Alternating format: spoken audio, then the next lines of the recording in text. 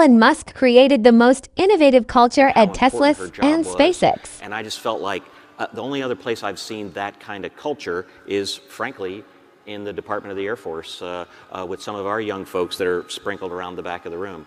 How do you create that culture at SpaceX and Tesla to make employees like that? Well, first of all, when we interview people, we do ask for some evidence of exceptional ability, which in most cases includes innovation.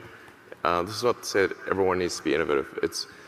But we certainly need those that are doing advanced engineering to be innovative. And ideally, everyone is at least to some degree innovative. So at the interview point, we select for people who want to create new technology, and then the incentive structure is set up such that